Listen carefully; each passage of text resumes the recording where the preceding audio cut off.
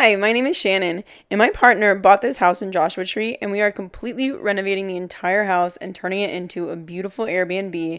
So in this video, I'm going to go over what we've done so far. This is what the house used to look like when we just moved in, but I'm not going to show the entire house since I already have a full house tour already on my YouTube channel.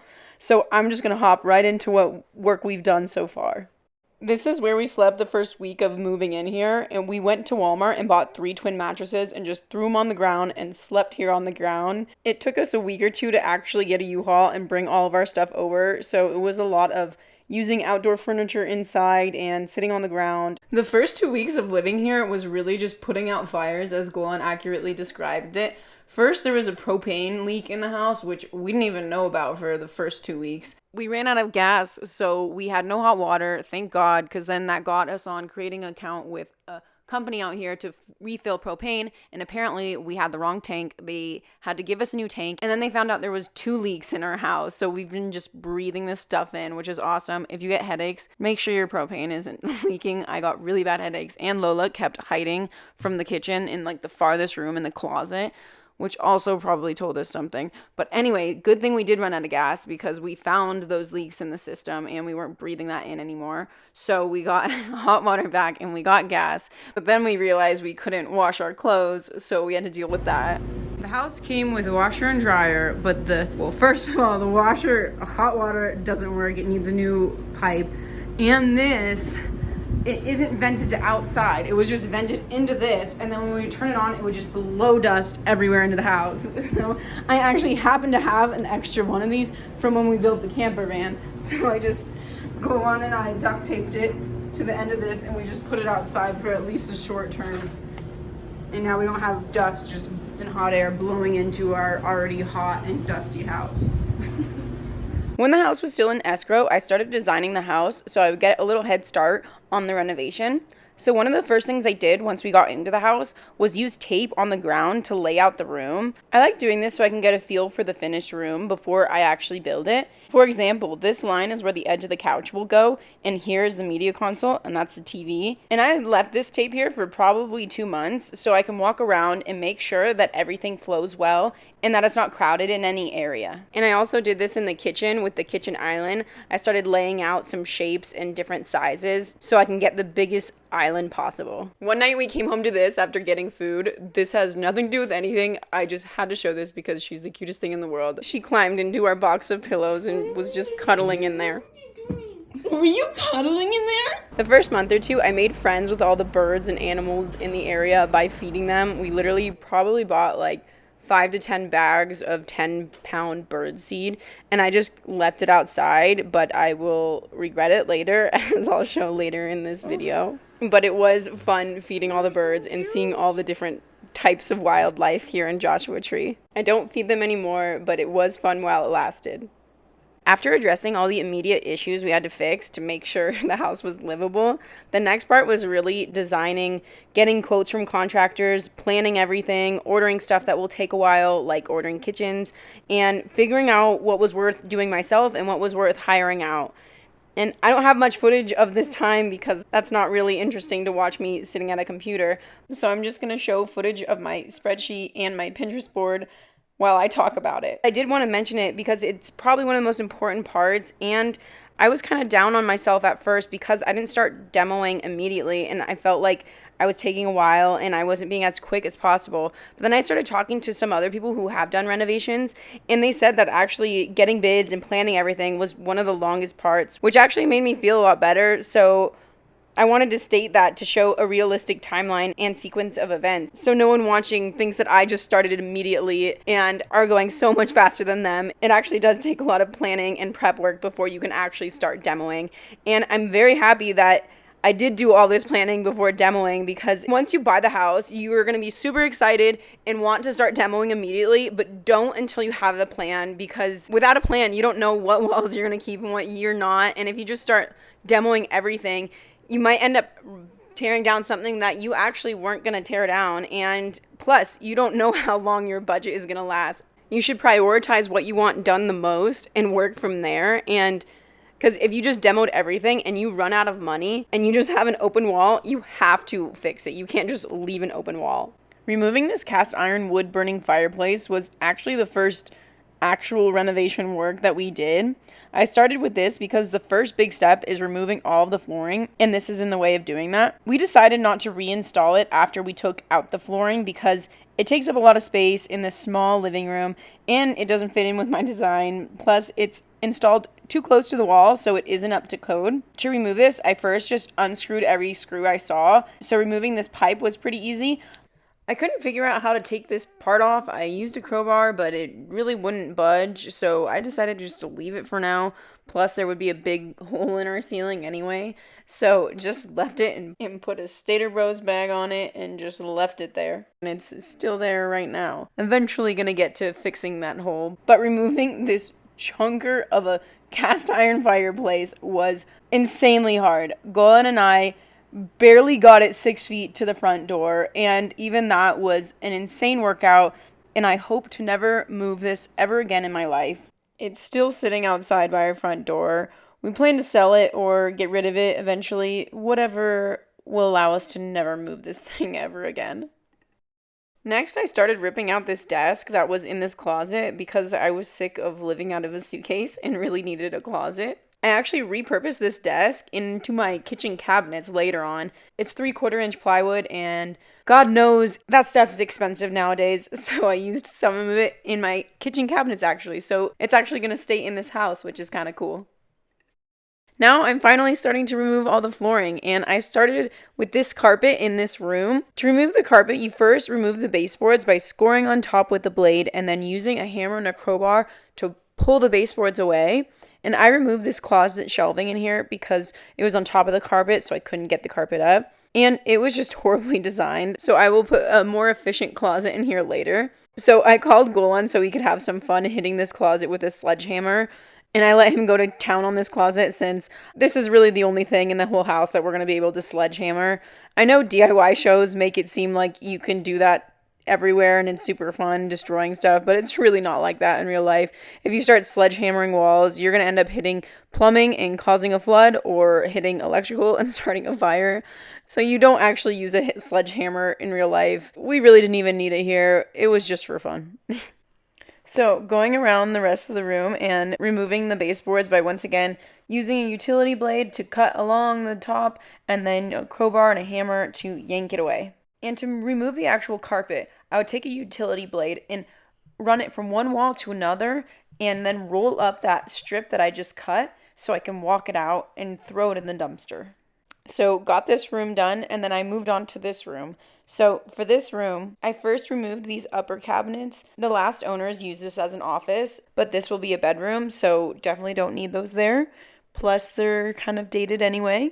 So got those removed, and then I removed the carpet in this room too by using a utility blade once again, by running it from one wall to the other, so then I could easily roll that strip up and walk it outside. And I found that there was Thinset underneath this carpet, which would explain why the floors were so uneven, but unfortunately means that I am going to have to remove this Thinset. So Thinset is essentially what you use to attach tile to the floor. So they used to have tile here and they just didn't properly remove it and just threw carpet on top of it to hide the problem, which I don't blame them, because I found that removing Thinset is probably one of the worst things in the world. I've never done it before this, and I hope to God I never have to ever again.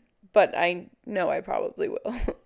So Golan and I went to Home Depot to buy this hammer drill so I could remove this Thinset, because before I tried using this scraper, and I also tried using a chisel and a hammer, and oh my gosh, that did not work. Well, I guess technically it did work. It just would have taken me probably 4 months to remove everything. So we literally went out and bought this just for this, and it works so much better than the other options. It still sucks though. If you remove Thinset for a living, God bless you, because it is exhausting and really kills your back after a while.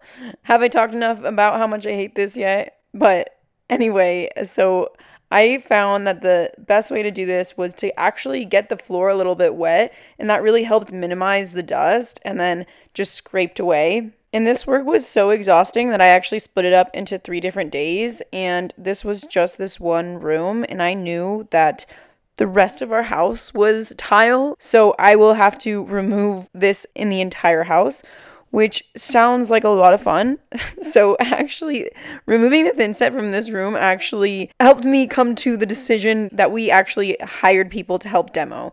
One of the contractors that came by mentioned that he could help demo for just $500 and bring a couple of guys and demo the whole house. And after removing the thinset from this room, that sounded like a dream. So we actually did that. And I'm actually really happy with that decision because we got the entire house demoed in one day. So was super happy about that because at this rate, it would have taken me a month just to demo just the floors, not including the bathroom or the kitchen or anything else. And I think I'm going to use this model for future houses that we demo as well because it's super affordable to hire since almost anyone can do it. Yeah, it's $500 for work that you could have done yourself, but the mortgage is $1,600 a month. Well, $2,000 with property tax. And with their help, they saved me around a month of work, so really saved $1,500 and one step closer to getting this listed as an Airbnb. It's demo day. Oh. What? The drain line. It got in your mouth? It just smells so bad. Oh. So we completely emptied everything out of the house and we put everything into our shipping container that came with the house. So here's what the house looked like before we started demoing. And I actually don't have much footage from demo day because I was working with all the guys to get everything out of here. So we slept here the night before demo day, and this morning we finished taking out all the appliances and our bed and everything. But the night of demo day, we obviously didn't sleep there because all of the dust and debris that was everywhere, and there wasn't a bed. So this was Golan's office for the day. He was at the house, but in the shipping container, working on his computer. So the guys helped me remove all the flooring, remove a bathroom and a kitchen. I worked on this room while the guys worked on the rest of the house, and they were able to get the flooring up in every single room, get the kitchen out, and get the bathroom out, although we did leave one bathroom untouched, so Golan and I can use that bathroom when we're living in here while renovating. And here's what it looks like after demo day. Straight up looks like a crack house, but we're making progress. I actually had a lot of fun demoing with all the guys. I normally work all alone, so it can get boring and sometimes unmotivating, so it was really fun and motivating to work with other people and so satisfying to see the whole house being demoed in a single day. It was pretty awesome. So yesterday we demoed the entire house except for this bathroom in here, so we have somewhere to go to the bathroom, and so I can have time to build everything else up while living here. So the first thing we're gonna do is grind the floors and fix the cracks, and then we're gonna get kitchen in after floors are done. We're gonna keep the concrete floor, so I'm gonna grind it and seal it. So everywhere I'm just gonna have to grind and seal except for this room. This was an addition on the house, so you can see it's kind of separating. So I'm gonna have to add a thin layer because there's a step down here to level this out. The next thing I worked on was addressing all the problems with the foundation. For example, this room actually was an addition. I don't know when, but definitely was an addition a while back. So you can see here that in just this room, there's 3 different slabs of concrete, which is why it has these lines down the middle. And over time, they've kind of shifted away from each other. You can't really tell in this photo, but the one that I'm on right now is actually like a half an inch to an inch higher than the other ones. So right now I am grinding down that top one to try and get it more level. Once I got that slab closer to the level of the other 2 slabs, I started using an angle grinder and cutting in the line. You can tell that it was filled before with some type of crack sealer, but it started to crack and separate over time. So I'm completely taking it out, grinding it out, and I'm going to put new crack filler in there. To do that, you go in at an angle, so you kind of create a V shape in the ground, and that allows the crack filler to fill everything really well and not chip out easily later. After I grinded and chiseled away all the crack filler, I noticed there was a void underneath. So the crack filler I got said if the crack is deeper than a 1/4 inch, then you should fill it with fine sand or with that foam back filler stuff. So We got fine sand and filled the entire crack, and there actually was a pretty big void because sand just kept flowing through. We just kept filling this crack until the sand stopped flowing. And once all the cracks were filled with sand, I swept away all the excess sand, and so now I can start filling it with crack filler. This is the crack filler we decided to go with. It was only $12, I think, from Home Depot. So I just followed the directions on the bottle, and I filled the crack slightly over so there's allowance for shrinkage. In this room, this is 3 different slabs that are just next to each other, but I also did the same exact thing with natural cracks in our foundation, like here. I grinded out the cracks with an angle grinder to get any loose debris out, so when I put the crack filler in, it adheres properly. And once again, filled with sand and then with crack filler.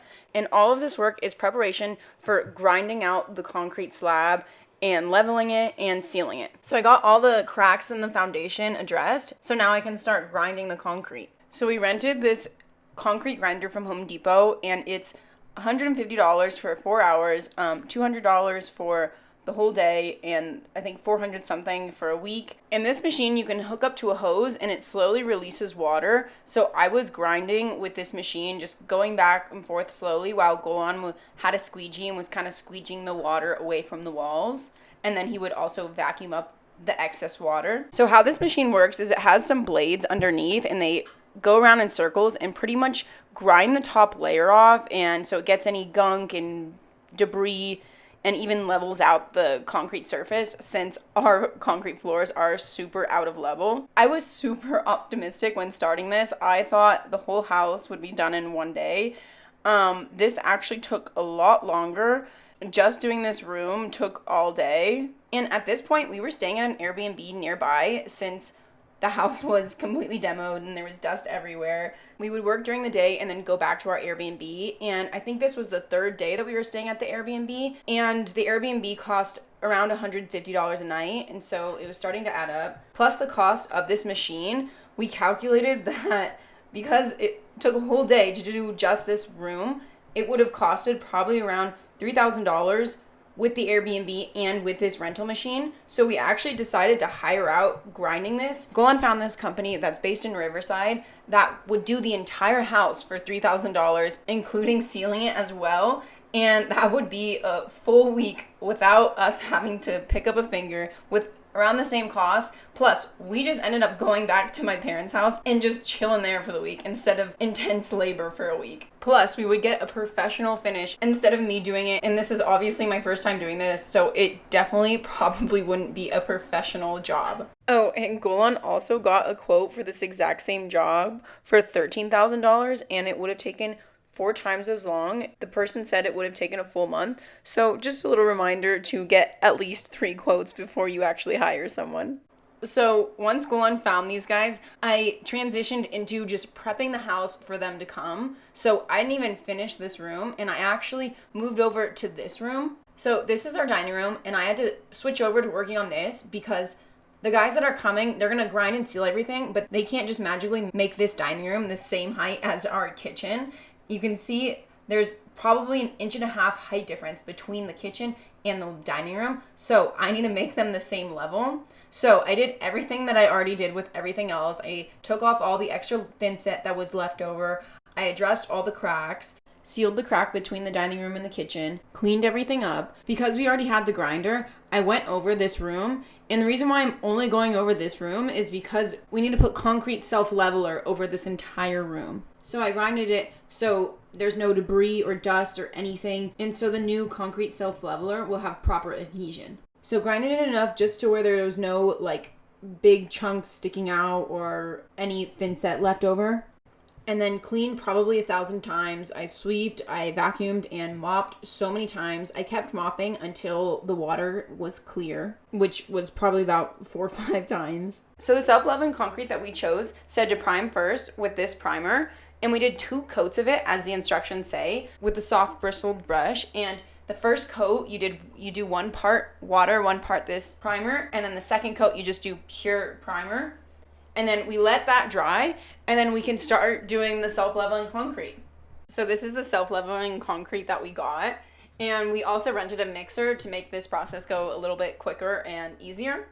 And This process was kind of nerve-wracking actually because it actually dries pretty quickly, so you have to work pretty quickly. Golan was mixing all the bags of concrete while I spread it out, and pretty much how he would do it, he would take 4 or 5 minutes to mix 3 bags of concrete. We found that 4 bags were too much, and once it was completely mixed, he would walk it over to me and pour it out, and we started from the low end and worked our way to the top. And how I would spread it out is literally just using a squeegee attached to a stick, and I just spread it out, and I'm actually using my old soccer cleats to walk around in this, since if I were to just wear normal shoes, I would leave imprints, so at least the soccer cleats leave less of an imprint. And I also kept a screwdriver in my pocket for when there was chunks of concrete that would come out. I would kind of just like shake that little dot around until it wasn't a clump anymore. So we got that all done, thank God. We ended up using 17 bags of concrete, and it's not perfect. There's definitely some divots here and there, but for our first time, it looks pretty good. I wonder what you're normally supposed to do with extra concrete. Should I pour it on your car? Det brukar du göra. Or should we make something out of it? What are you gonna make out of it? Ooh, you know what I'm gonna make out of it? What?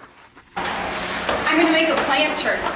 Oh. It might be completely, it might not work at all because it's resurfacing materials.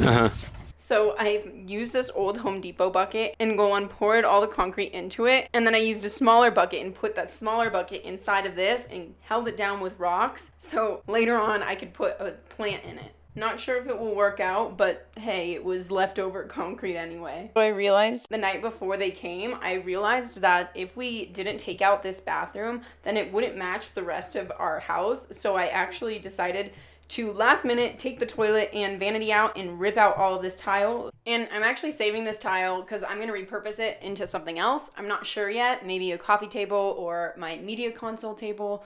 Not sure. Comment down below if you have any good ideas. But yeah, completely took everything out of this bathroom so the concrete grinders can do this floor too. So it matches the flooring in the rest of the house. And so I'm not going to have to later come back to this room and grind this floor later on. Plus, I've gotten so good at demoing that this room took me less than half an hour to demo this entire bathroom. And after cleaning this up, the house is completely ready for the concrete grinders to come. So this is what the house and floor looked like before. You can see they came with super heavy duty machines that I can't even rent if I wanted to. So they have better equipment for this job anyway. And I just let them do their thing. And Golan and I went to my parents' house for the week, chilled, hung out with the dogs. And we came back, and this is what the concrete floors look like after. It was crazy how unlevel our floors were before, so it's really nice having level floors now. And I don't think I've seen the house this clean yet, so that was also a plus. Remember how earlier I said I made friends with all the birds and animals in the area? Well, this is why I regret that. So while we were gone, some squirrels found a home underneath our concrete floors that we just finished refinishing. And we've tried mothballs, we've tried putting sound and light, and they are still there. So if you have any ideas of how to get these squirrels out so we can block the area off, that would be greatly appreciated. Please comment down below. So yeah, I have another problem we need to deal with now. But anyways, so that was part 1 of this house renovation. And next week, I am going to start with the kitchen, which I'm super excited about. Here's a little snippet of me tearing out the old drywall so I can put new fresh drywall in. And comment down below if there's anything that you want to see or want me to go into more detail or stuff that you want to see in the future. So thanks for watching, and I'll see you next week.